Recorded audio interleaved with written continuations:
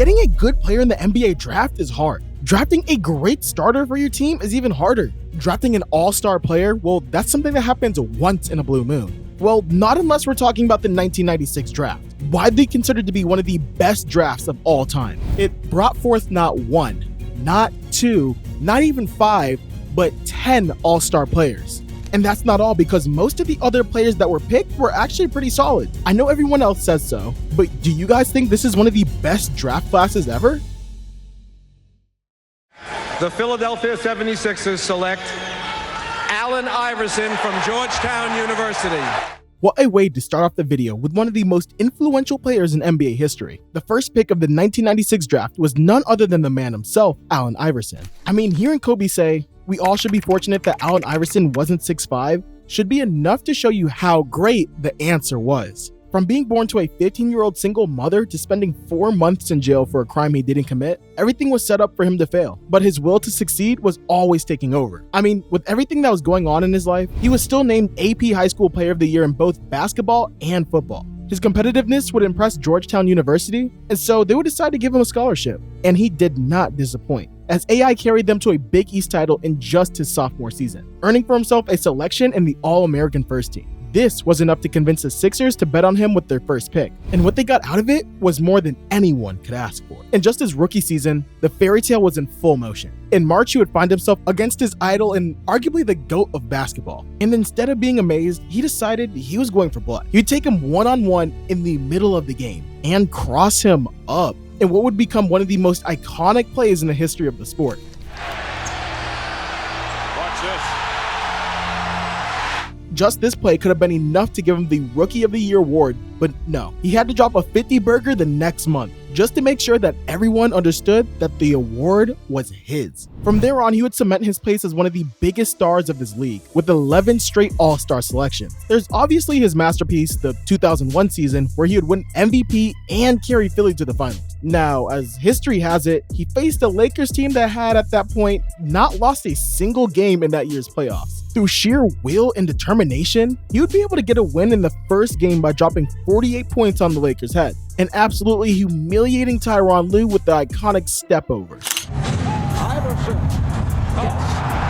How about that step? While Iverson would never win a ring in his career, would that be with Philly, Denver, Detroit, or Memphis, he won over the hearts of every NBA fan. After all, everyone who watched basketball in the early 2000s shared the same sentiment. We all wanted to be like AI, we all wanted to dress like AI, but most importantly, we all wanted to ball like AI. And that, ladies and gentlemen, just doesn't have a price, just like his spot in the Basketball Hall of Fame. His post-playing career wasn't as glamorous though, with several controversies from divorce to alcoholism to gambling to rumors of bankruptcy. Like with any bad-rooted habits, most of them started at a young age. I mean, we have read reports of Iverson, his entourage, and his bodyguards getting into bar fights as early as 2005, with a lot of these cases ending with AI having to pay a settlement to the victim. As to his relationship with money, it has not been the best, as it was common knowledge that he was a big gambler and going to casinos between games. Not only that, but reports suggested that he wasn't the best at managing his money and that he declared bankruptcy in 2010, though he did deny these allegations in 2015. Around that same time in 2010,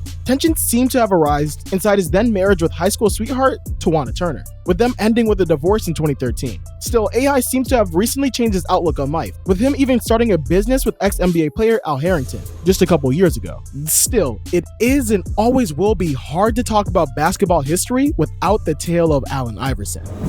The Toronto Raptors select Marcus Camby from the University of Massachusetts. From an offensive powerhouse, we turn our attention to a defensive powerhouse, Marcus Camby. Before even starting his NBA career, he was one of the most sought-after basketball players in the country. He averaged a near quadruple-double in high school and was named as the best player of Connecticut. His college time with UMass was even more impressive, winning most Player of the Year trophies and setting up multiple block records for his college. Obviously, with a resume like this, every single team wanted to draft him. And so that's exactly what the Raptors did with the number 2 pick. As soon as he stepped foot in the league, he wanted to prove to everyone that his defensive domination wasn't a fluke. And that's exactly what he did, leading the entire leagues in blocks in just his sophomore season. The Knicks would then trade for him, as they needed a defensive anchor to hold the fort when Patrick Ewing was on the bench. In just his second season though, during the Knicks' historic run to the finals in 1999, Patrick Ewing would get injured. And so Marcus would rise to the occasion to fill the void. starting 3 games in the finals against the Spurs, though his efforts would not be enough to win the ring. His second major career accomplishment would come quite some time later, and with a whole new team. In 2007, while playing for the Denver Nuggets, Camby would cement himself as one of the best defenders and centers in the league, winning the Defensive Player of the Year award. From that point on though, he would start jumping from team to team until his retirement in 2013. After the end of his career, he would focus on helping the NBA reach new fans as an ambassador for the league, even playing in a charity game just last year in Canada.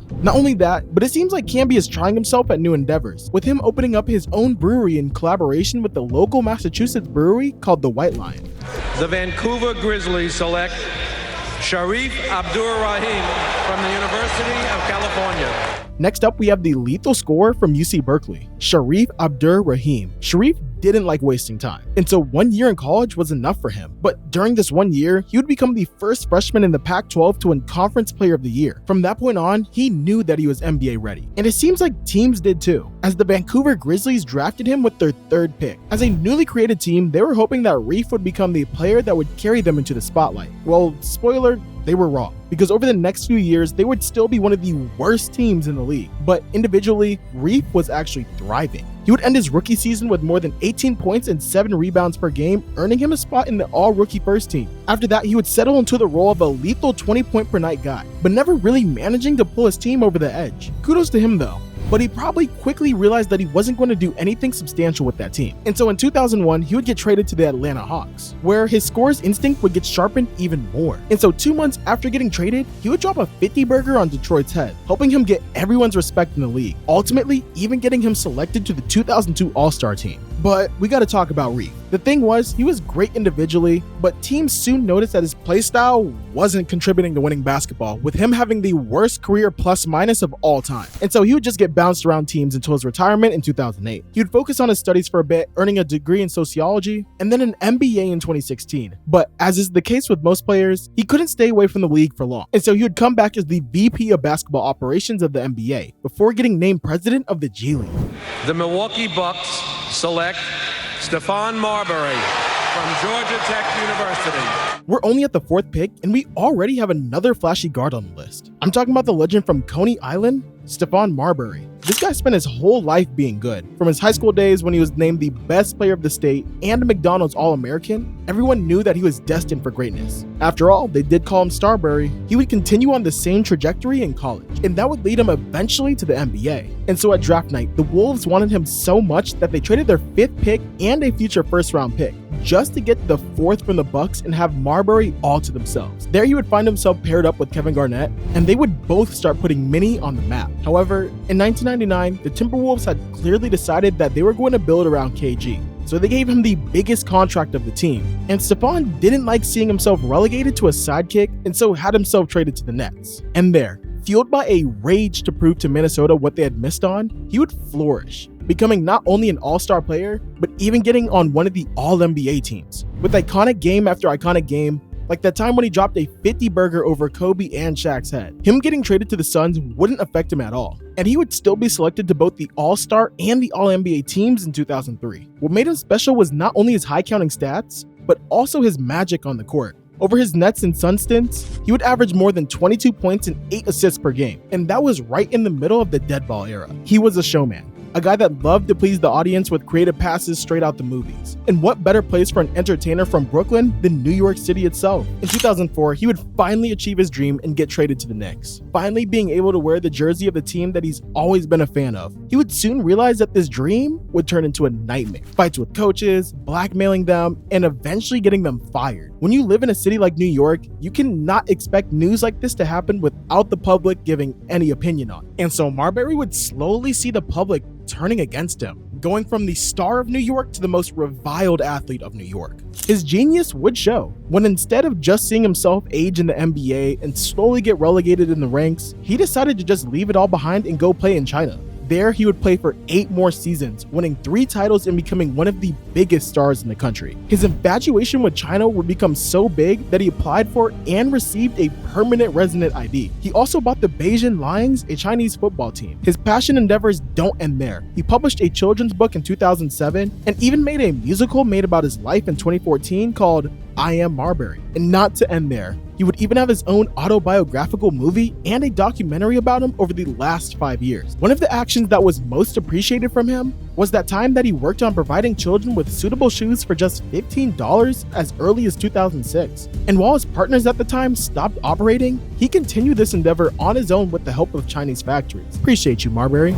The Minnesota Timberwolves select Ray Allen from the University of Connecticut. We now turn our attention to the second Allen of this list, but this time drafted by the Bucks. And I'm of course talking about one of the greatest three-point shooters of all time, Ray Allen. A Big East Player of the Year selection was enough to convince Milwaukee to build around him, with Allen starting all 82 games in just his sophomore season. He would slowly but surely start building for himself a reputation as one of the best shooters in the league. And for all the youngins that didn't know, Ray Allen had hops. Back in his early days with Milwaukee, you could see him dunking on almost anybody.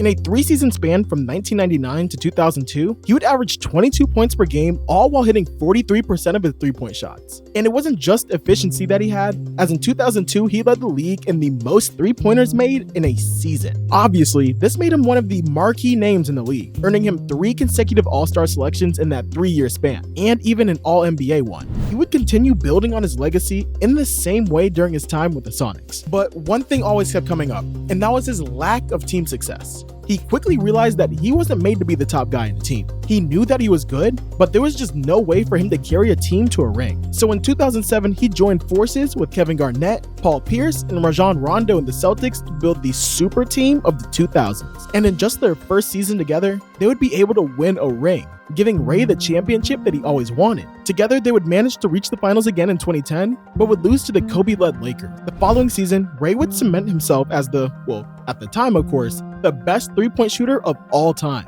by beating the regular season three-pointers made record. Still, at that point, it seems like Ray had realized that winning depended on having good mates. So he made a decision to join the reigning champions Miami Heat, and that decision would be a good one, as he would play a key role in them winning a ring in the 2012-2013 season, with his now iconic shot that tied Game 6 in the finals against the Spurs and gave the Heat a chance to win in overtime. Back out to Allen. His three-pointer. Bang! Comment below if you remember seeing that shot live on TV. I remember it was me and my dad watching it, and it was the craziest shot I've ever seen in my life. He would play one more season where he would yet again make it to the finals, but this time losing to the same Spurs that they beat the previous year. He would decide to retire at that point, and he would eventually get inducted to the Basketball Hall of Fame in 2018. Hey, I mean, not a bad career, right? Next to the NBA, Ray also had a moderately successful acting career, ranging from a small role in the Uncle Drew series next to Kyrie Irving, all the way to doing a movie with Denzel Washington himself, with Ray actually being one of the main actors. The movie He Got Game was directed by none other than the legend Spike Lee, and its reception was actually pretty good, earning Ray a lot of praise for his acting from notorious film critics and newspapers. But nowadays, you can see him hanging out with his family and playing golf pretty often. He's had a great career on the court, and it looks like he's having even a greater career off the court being a family man. Speaking of greatness, I wanted to take a moment to thank you guys for being the greatest community out there. We just passed the 5,000 subscribers mark, and I honestly genuinely cannot express how thankful I am for y'all's support.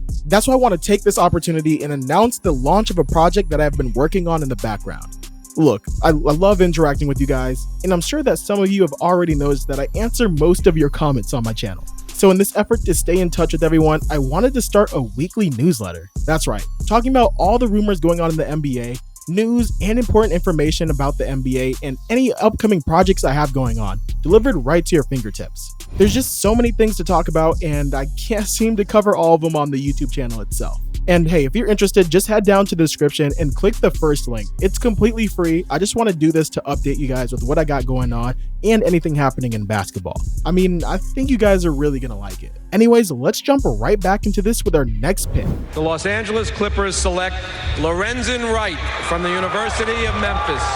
We're gonna get a bit serious now, because the story of the following player is one of the most tragic ones in the history of the NBA. Coming from the University of Memphis, we have 6'11" center Lorenzen Wright. This guy was one of the most beloved athletes in the city of Memphis, having played in high school, college, and even in the NBA there. And he was first drafted by the Clippers in the 7th spot. He would quickly secure himself a spot in the league as a great rebounder, spending a few years with the Clippers and the Hawks before finally going to his beloved team in Memphis. There, he would become a fan favorite, becoming a starter for the team during the 5 seasons that he was there. He would spend a few more years in the league as a role player for a couple of teams before stopping for good in 2009. However, the following year, a tragedy would occur. On July 18, 2010, Lorenzen went missing, but his body was found shot dead 10 days later. This would lead to one of the biggest investigations in the history of the state, given the public profile of the victim and how much he was loved by the population. It would take 7 years for the police to find out that this murder has been set up by his ex-wife in order for her to have access to Wright's life insurance worth around $1 million. A very somber story that shows that success can attract horrible people into your life. The New Jersey Nets select Kerry Kittles from Villanova University. Next up, we have one of the greatest players in the history of the Villanova Wildcats, the 6'5" shooting guard, Kerry Kittles. After all, he is their all-time leading scorer to this date. A prolific 20 points a night type of guy, he would be selected for 3 straight years in the All-Big Eastern first team. All this would warrant him getting his number 30 retired by the Wildcats. Now, on the NBA front of things weren't as bright. After getting drafted by the Nets in the 8th spot, he would actually prove to be an explosive scorer from the get-go, averaging 17 points per game for his first 2 seasons. Unfortunately, a number of injuries would pile up and they would slowly hinder him. Still, for some time though, he would continue being a key element in his team, as Jason Kidd would be able to perfectly exploit his shooting and make use of him, with Kerry taking part in the 2002 and 2003 Nets finals run. But when his body was not able to handle the NBA's pace, he would force to be retired in 2005. Away from the courts, Kerry would prove to be a very devout Christian, with that being the main reason that he went to Villanova. He's a very hands-on guy in his religious community, having been a minister for the last 25 years, and you can still catch him helping out church services to this day.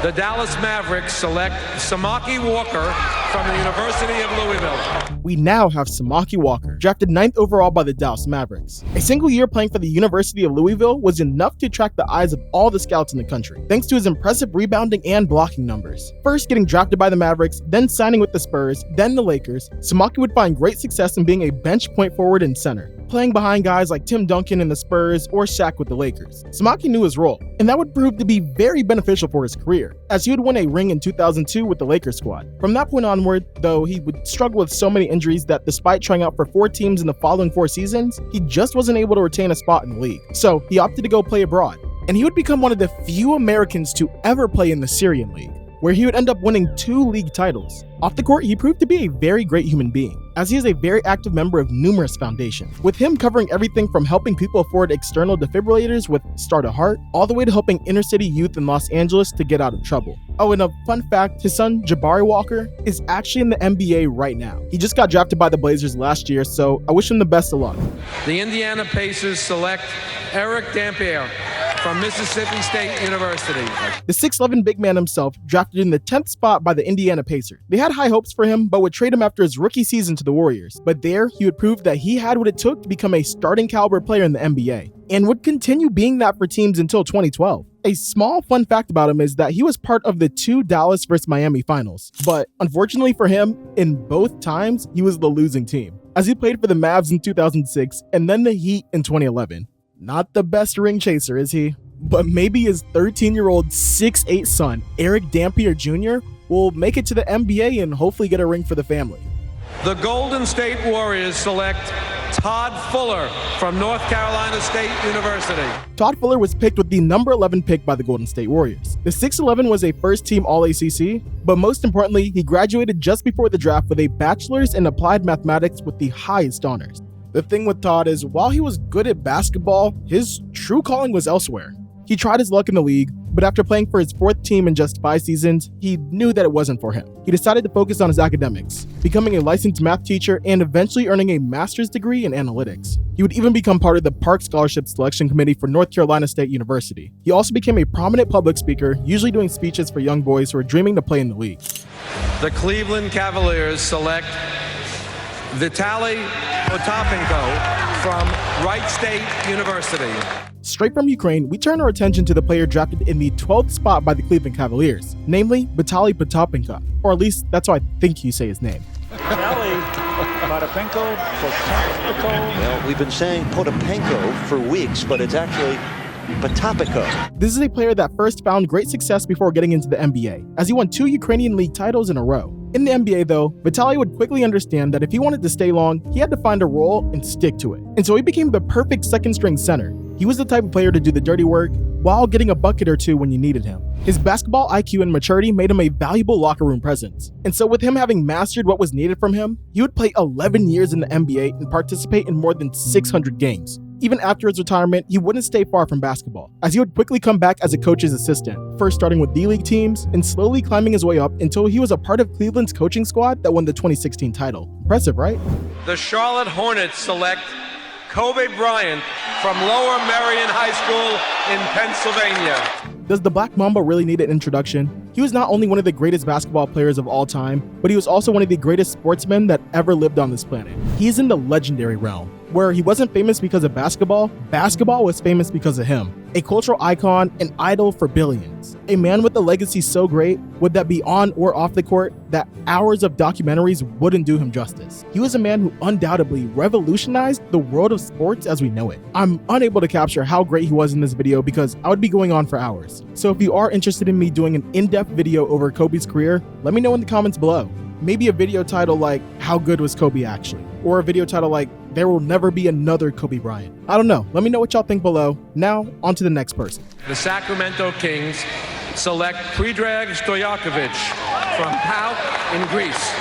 Next up, and for me, actually one of my favorite players in the draft. The Kings actually drafted a player born in a country that doesn't exist anymore. From ex-Yugoslavia, we have Peja Stojakovic. As with any European player, he was playing professionally before getting started. In his case, he was in the Greek league, and he was so good there that he would actually get into their Hall of Fame. Oh, and he would actually only come into the league in 1998. There, he wouldn't waste any time, as after only 2 years on the bench, he would start averaging 20 points per game on 40% from deep. He would become a key member of the Kings squad that reached the 2002 Western Conference Finals. And even individually, he would earn 3 All-Star selections, cementing himself as one of the best shooters in the league. He would stay in the league for quite some time, eventually earning a ring in 2011 with the Mavs, before retiring from playing. In 2015, he would try another side of basketball as director of player personnel for the Kings. He was so good at his job actually, that he was soon promoted to assistant GM for the Sacramento Kings, and then general manager for their D-League team, the Stockton Kings. But don't let his son Andre Stojakovic fool you. He's on the rise, and I bet he's trying to beat out his father in all-time skill.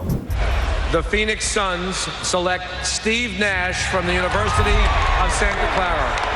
We now shift our focus to the greatest Canadian basketball player of all time, Steve Nash. Not only that, but this guy is easily one of the most disrespected players of all time. He was a 2-time Conference Player of the Year winner in college, and that was enough to get the Suns to draft him. His time there was actually short-lived, as he quickly got traded to the Mavs, who wanted him next to Dirk. And there, Nash would start to show his true guard talents, earning a couple of All-Star selections and making Phoenix regret trading him off. Well, they regretted it so much that as soon as he was a free agent, they did everything they could do to bring him back. And that actually might be the single best decision in the Suns' history. Because there, Nash would not only show that he was one of the best guards in the league, but also one of the best in history, winning 2 MVP awards and creating with Coach Mike D'Antoni, at the time, the most efficient offense in history. He would not win any ring, even during his time with the Lakers, but he would retire as one of the best to ever do it. As he finished playing, he would realize that his love for soccer was just too big for him to leave behind. So he went on a little purchasing spree. The Vancouver men's team in the MLS just wasn't enough for him. He also wanted to buy the women's professional soccer league. Oh, and don't forget him buying part of the Spanish team in Mallorca. And don't think that he was just completely forgetting about basketball, as in 2020, he was appointed as the head coach of the Brooklyn Nets during their super team era, or whatever you want to call that era. He had a pretty good start, even finishing 6th in Coach of the Year voting, but would ultimately agree to part ways with the team after multiple controversies. Little do we know if he just wants to stop coaching for good, or just take a small break from it. The Charlotte Hornets select Tony Delk from the University of Kentucky. Another member of the 1996 NCAA winning Kentucky team. He showed everyone on that stage why he deserved a place in the big league, as he even managed to win Most Outstanding Player after impressing everyone with his guard skills. And while everyone had high hopes for him when he got drafted by the Hornets, his playstyle just didn't translate to the league. He fought hard to keep a roster spot, playing for 8 different teams in 10 seasons. The thing is that he was just good enough to convince them to sign him, but not good enough to stay. On the 2nd of January 2001, something would wake up in him, and he would drop 53 points versus the Kings. And that would be the only time in his entire career where he would score more than 30 points. He would then go to play a single season in Greece, where he would win the Greek League, Greek Cup, and the Euro League. That's pretty crazy. The Portland Trailblazers select Jermaine O'Neal from Eau Claire High School in South Carolina. The story of Jermaine O'Neal is quite unique. as players who end up becoming stars show signs of that as soon as they step foot in the league. But with Jermaine, it was a bit different. He was an absolute monster in high school, earning himself a selection to the All-American team, and getting drafted without even going to college. The Trailblazers picked him up with their 17th pick, thinking that he was going to be the next big thing. The problem was, though, that Portland was not willing to let an 18-year-old guy take the spots of his veterans, so he wasn't really able to do his thing starting off, averaging 4 points per game during his first 4-year tenure at Portland. But then, he got traded to Indiana, and there, everything changed. He was actually trusted, and his playing time jumped from 10 minutes to nearly 35 minutes per game, all while getting the starting spot. And he did not disappoint. First winning the MIP in 2002, with him averaging a near 20-point, 10-rebound double-double. And from there was no going back. With 5 consecutive All-Stars, 3 All-NBA selections, Jermaine made Portland regret leaving him on the bench and jumped into basketball stardom. As with all fairy tales, this had an end, as injuries would slowly start nagging him, hindering his level and slowly getting him out of Indiana, as he would become a journeyman type of player, playing for 5 different teams from 2008 to 2014 before accepting to retire for good. The New York Knicks select John Wallace from Syracuse University. A basketball legend for his college, John Wallace would leave a very strong mark on Syracuse basketball, leading them to multiple deep NCAA appearances, all while getting a couple of All-Big East first-team selections for himself. This would not only get him a place in the NBA, but also get Syracuse to retire his number. And so, with the 18th pick, the Knicks drafted John Wallace. The 6'8" forward would quickly show his talents as the great bucket getter off the bench, and would stay in that role during his 7 seasons in the league. During that time span, he would play for Toronto, Detroit, Phoenix, and Miami. Away from the court, he continued to shine as the great guy involved in multiple charitable works, with him even being a board member for a Children Helping Foundation.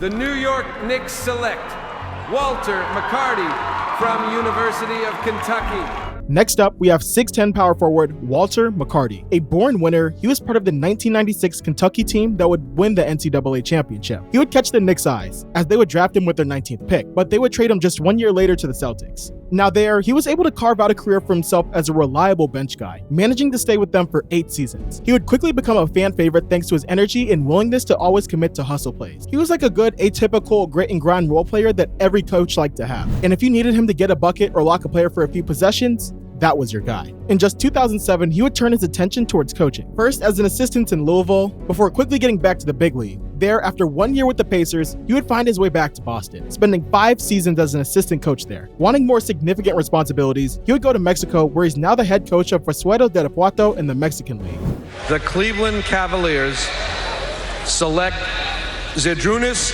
Ilgauskas from Lithuania. Straight from Lithuania, we now focus on 7'3" center Zydrunas Ilgauskas. He would start the beginning of his pro career by playing in his home country for a few years, before declaring for the 1996 NBA draft. There, he would be selected with the 20th pick by the Cleveland Cavaliers, whom he stayed to play with for quite some time. Few would have predicted that though, as he missed 3 of his first 4 seasons in the league due to injury. What made the Cavs stick to him is that he managed to play so well in that one season, in which he wasn't injured, that he got selected to the all-rookie first team. And he would prove their hopes right by earning an all-star selection in 2003. The Big Z would become a central part of that team, especially after they drafted LeBron James. With Z being the main shot blocker on the team, he got selected for another All-Star game in 2005, and eventually made it with the Cavs to the 2007 finals, where he would get absolutely stomped by Tim Duncan. He would leave Cleveland in 2010 after 14 years with the team, and would even get his number retired by the team. After all, at the time of his retirement, he was the Cavs' all-time leader in blocks, minutes played, and games played. He tried following LeBron to the Heat and played 1 year with them, in that infamous finals loss against the Mavs. But injuries and father time would come in his way and force an ending to a pretty unique NBA career. The New York Knicks select Dante Jones from Mississippi State University. Next up, we have another college beast in Dante Jones. This guy made Mississippi State's golden days by winning them their first SEC tournament championship, all the while getting himself named as the MVP of the tournament. In that same season, he would also lead his team deep into the NCAA tournament, with them eventually finishing in the Final Four. His achievements were so notable that he was even inducted into the Mississippi Sports Hall of Fame. His NBA career, though, didn't have the same success. After getting drafted in the 21st spot by the Knicks, he suffered a foot injury that would end up sidelining him throughout the entire 96-97 season. He would then get shipped to Boston, where he would play for only half a season before getting dropped out of the squad. He would then choose to take his talents overseas. He would play in Turkey, Italy, Korea, and China. After finishing his playing career, he would still not drop the orange ball, turning himself over towards youth coaching, as he is now a program director for a youth basketball program in Nashville. The Vancouver Grizzlies select Roy Rogers from the University of Alabama. After a successful 3-year career at Alabama U, where he would earn an all-SEC first-team selection thanks to his blocking prowess, Roy Rogers would get drafted in the 22nd spot by the Vancouver Grizzlies. And with how bad the team was at the time, he was given a fair shot, playing in all 82 games and averaging a respectable 22 minutes a game. But with him getting traded at the end of his rookie year to more competitive teams, to Boston first and then the Raptors, he would just struggle to earn any more real minutes and ultimately lose his spot in the league. He did go pro overseas afterward, playing in Russia and Poland. But while his career in the NBA as a player ended in 2000, he would come back to the league in more managerial roles. First as an assistant coach for the G League teams, then in 2010 getting hired by the Celtics. And from that day onwards, he did not leave the NBA, having found success working for 8 different teams in his role. He is now one of the assistant coaches of the Portland Trail Blazers, probably helping them out in their rebuild. Sorry, Portland fans. The Denver Nuggets select Efthymios Regius from PAOK in Greece. We turn our attention to another international player from Greece. We have Efthymios Regius. Before even getting to the NBA, he was already dominating international basketball, winning a league title in his home country before getting signed by Barcelona, where he would pick up 2 Spanish league titles. He would get worldwide attention after leading Greece to win the FIBA Under-19 World Cup, all while getting named MVP of the tournament. This was enough to get the Nuggets interested in him, ultimately drafting him with their 23rd pick. He would actually decide to stay in Europe for some time, and so his draft rights would end up getting traded a couple of times, first to the Hawks, then to Philly, and in 2002 he finally came to the league, playing a season with the 76ers. But his playstyle just didn't translate to NBA ball, and so the 6'11 center would end up getting waived. Leaving the US behind him, he would go back to Europe, where he would get back to his winning ways by filling up his trophy cabinet in Greece, Italy, and Turkey. The Los Angeles Lakers select Derek Fisher from the University of Arkansas at Little Rock.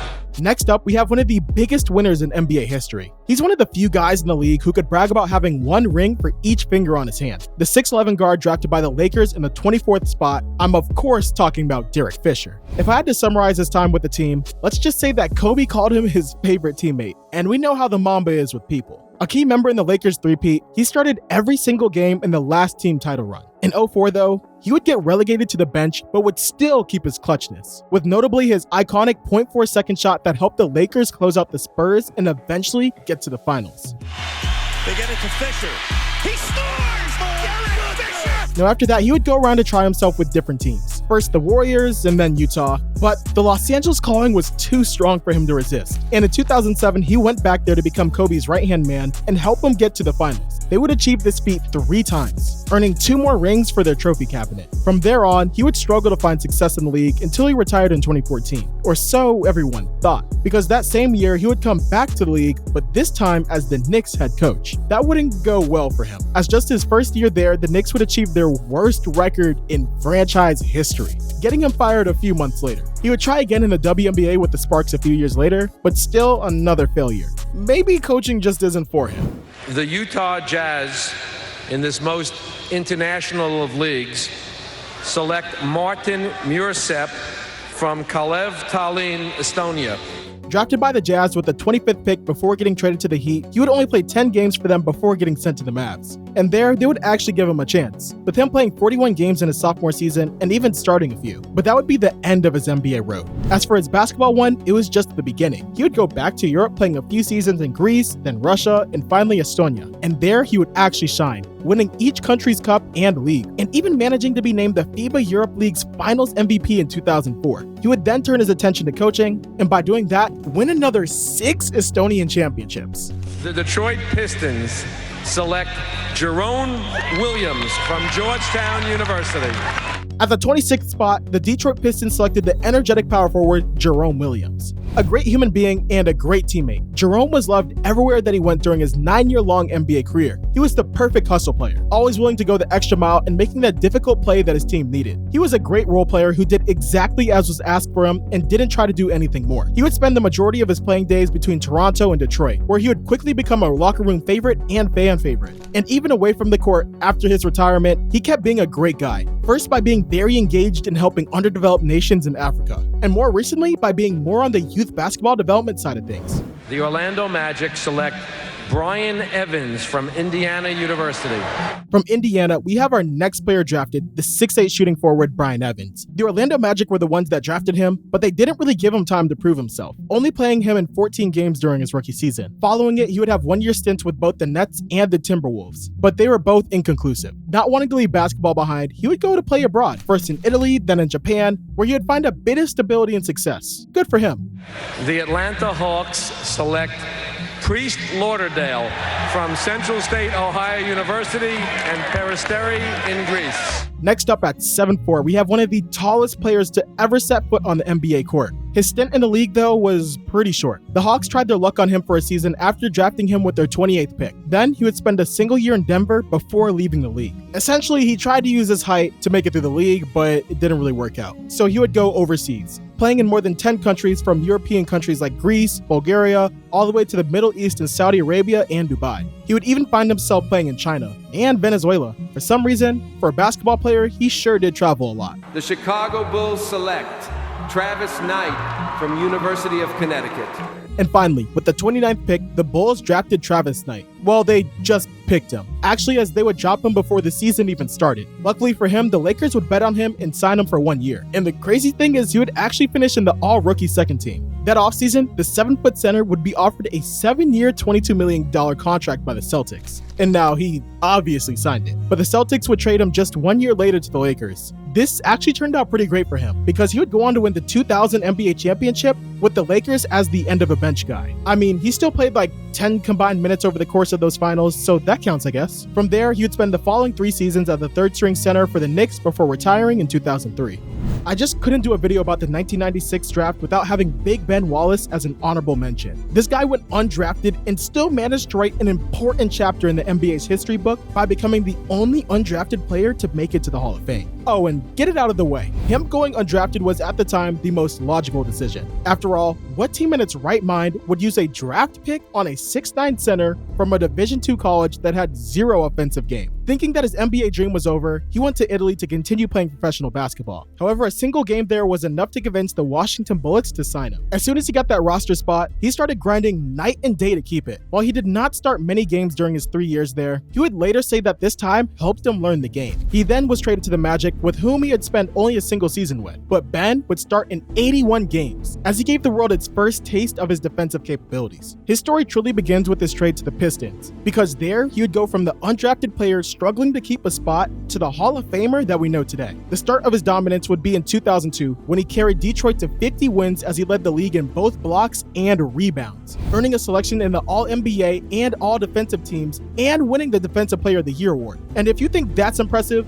just know that over the next 4 seasons, he would win 3 more Defensive Player of the Years, get 4 more All-Stars, All-NBAs, and All-Defensive Team selection. And most importantly, he would become the defensive cornerstone of the iconic Pistons team that won 2 titles in the early 2000s. To give you an idea, this 6'9" undrafted player completely shut down prime Shaq in the 2004 finals. At this point of his career, he had already done enough on the court to warrant his place as one of the best defenders of all time. And so the rest of his career would be a long and steady payday for him, as he would play in Chicago and then Cleveland before coming back to Detroit to retire there. He would eventually come back to basketball in 2018 as a minority owner of the G League team, the Grand Rapids Gold. He also works on helping HBCU athletes get to the league, or at least try to provide them with more opportunities to get there. After all, Ben remains the last HBCU player to go selected for the All-Star game, and that was more than 15 years ago. Well, guys, this draft was really something else. With so many players that had noteworthy careers, I doubt that we're going to see one like it in the near future. I mean, to have a pool of talent this big is really something unprecedented. But I want to hear from you guys in the comments. Do you think this is the best draft in NBA history? And while you guys decide that, I have a different question to ask you. Who was the worst draft in NBA history? Some people say it's the 2000s, and some others say it was the 2013 draft. And oh, would you look at that? I got a video going over it right there for you to decide, is the 2013 draft the worst draft in NBA history?